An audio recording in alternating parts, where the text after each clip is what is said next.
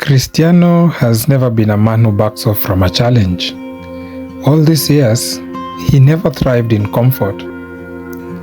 He constantly pushed himself to prove that he can win in different leagues, different competitions, and different countries.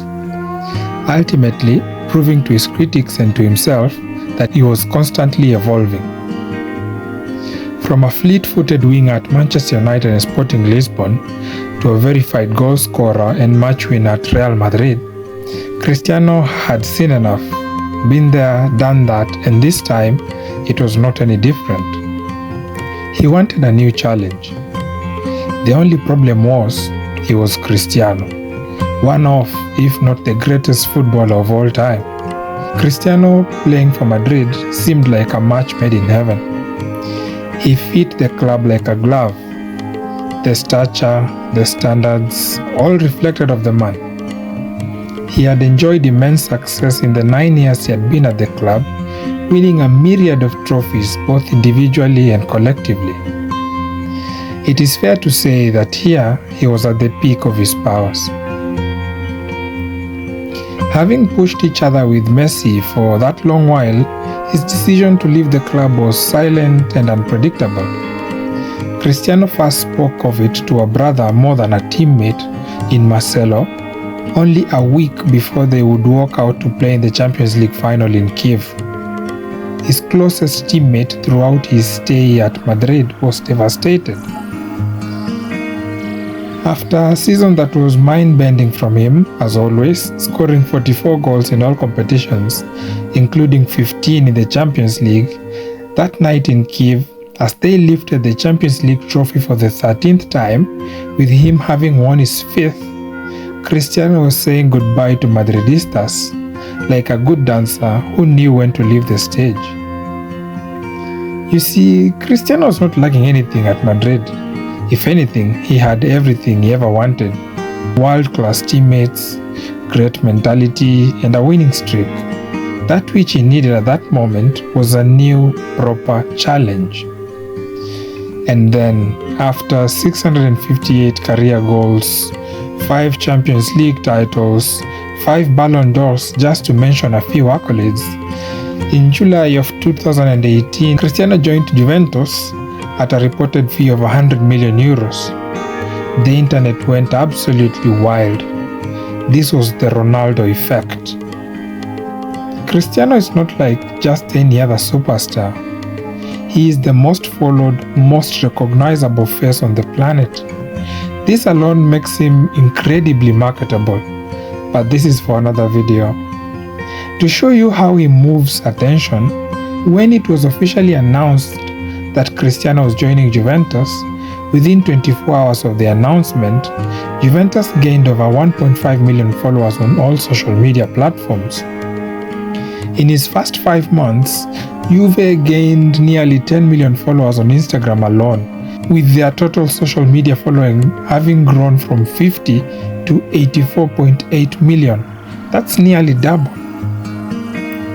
In the first 24 hours of the release of the Juventus Ronaldo number 7 shirt, Juve sold roughly 520,000 shirts, generating approximately $62.4 million, which was nearly half of his transfer fee.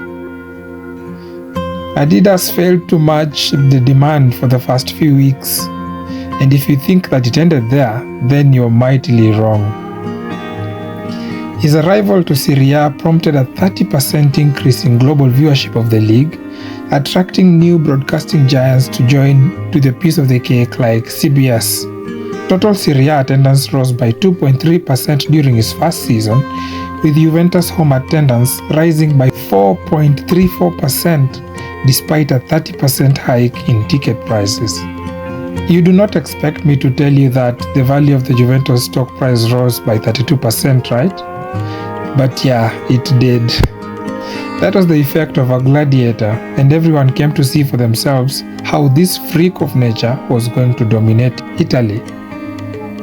So the press also wanted to get into the circus and started circulating rumors to also catch the traction, saying that Juve had brought him in with one purpose, to win the Champions League.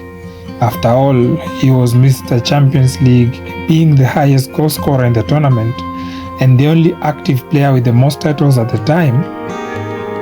But in all honesty, Cristiano's signing was a decision that surpassed sporting objectives. Cristiano is a brand. This move, as admitted to by then President Andrea, was a bit of both, aiming also to transform the club to a global entertainment brand to try and close the financial gap to giants like Real Madrid, Manchester United and Barcelona. Well, I do not want to continue spamming you with the impact that Cristiano commanded off the pitch, so let's get into what he did on the pitch. During his 3-year tenure with the old lady, spanning between 2018 to 2021, he scored 101 goals in 134 matches for the club, lifting 2 Serie A titles, 1 Coppa Italia, and 2 Supercoppa Italiana trophies. Domestic dominance seemed guaranteed, with him alongside players like Paulo Dybala, Alvaro Morata, Gonzalo Higuain, Douglas Costa, and Juan Cuadrado, just to name a few. Domestically, he was class. He did not need too long to conquer the scoring charts. This was rapid adaptation personified.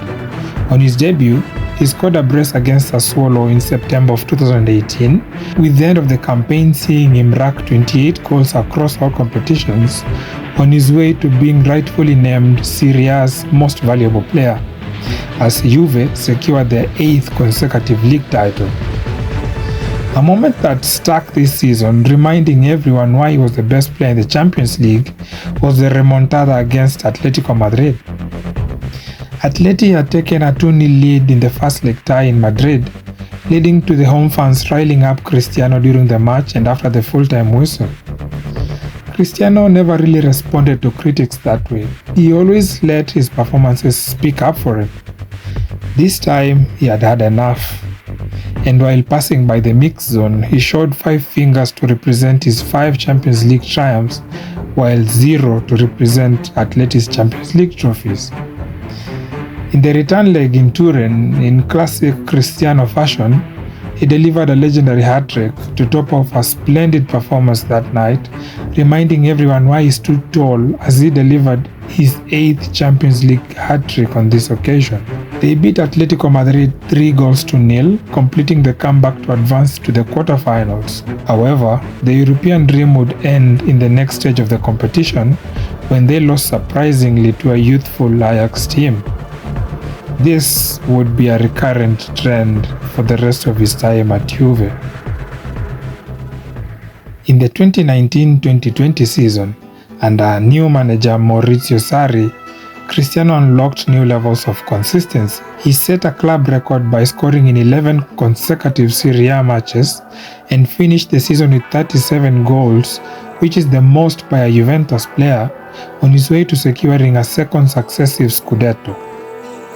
However, in the Champions League, despite scoring both goals in a 2-1 second leg win against Olympique de Lyon, they choked it, exiting in the round of 16 again. This showed the team's over-reliance on Cristiano, who scored all 5 of Juve's knockout stage goals across his first 2 seasons. And in the 2020-2021 season, his final full season, he saw the arrival of former player Andrea Pirlo. While Juventus' 9-year grip on a Serie A title finally broke, relinquishing the throne to Inter Milan, the team finished 4th, but Ronaldo remained lethal.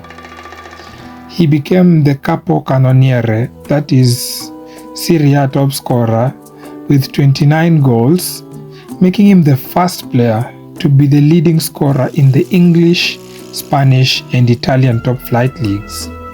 He also secured his final trophy with the club, the Coppa Italia, in May of 2021. And as it had been before, the UEFA Champions League campaign provided his most criticized moment. In the round of 16 against Porto, Ronaldo was blamed for turning his back in a defensive wall during a decisive free kick that led to Juventus' elimination. This third consecutive early exit signaled the end of the UCL Dream project. And so, to many, the Ronaldo to Juve project is summed up by 3 letters: UCL.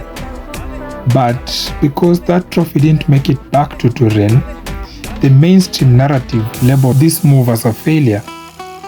But as we have seen today, calling it a failure isn't just a reach, it's factually incorrect. Here is the truth. Cristiano didn't fail at Juventus, the project around him did. In his 3 years, Cristiano scored 101 goals. To put that into perspective, he became the fastest player in the 124-year history of the club to hit the century mark.